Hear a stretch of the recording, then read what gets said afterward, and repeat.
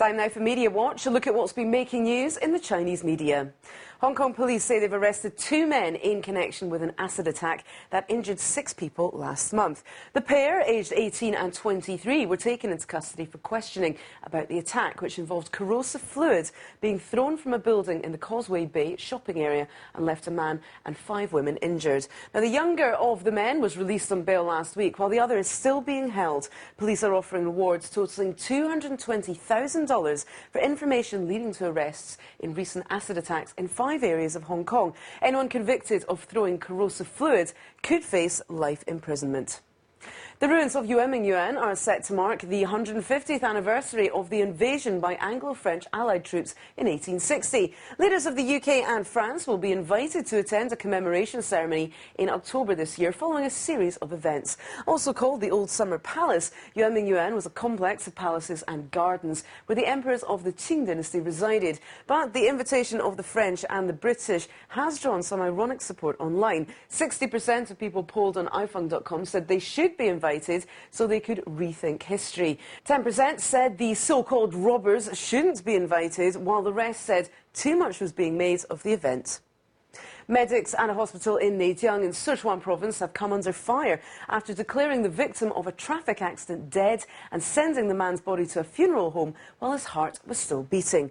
46-year-old construction worker Zhang Homing eventually died an hour after relatives discovered the error at the funeral home. Zhang was pronounced dead after his motorcycle collided with a bus as he returned home from work. The deputy chief of the city's health bureau admitted negligence on the part of the on-duty medical staff at the hospital, and the Bureau is currently negotiating a compensation settlement with Zhang's family. Now, amazingly, we have another mournful mix-up, also from Sichuan province.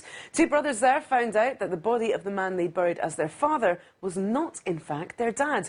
An elderly man was killed in a traffic accident in Dazhou towards the end of last year. Liu Zishuang and his brother identified the body as that of their missing father.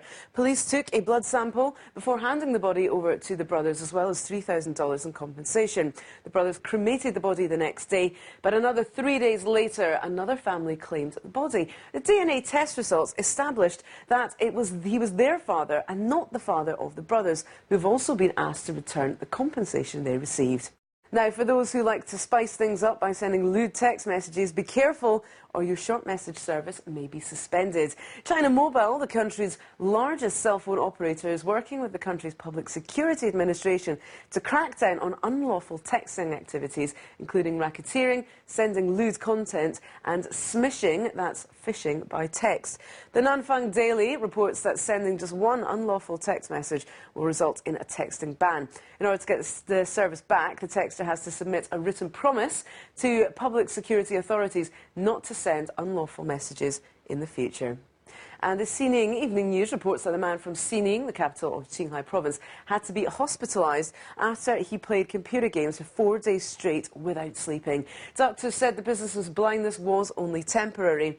Mr. Xu spent the 4 days and nights in a cyber cafe after a quarrel with his wife and continued playing until he complained that he could no longer see. And they say that love is blind.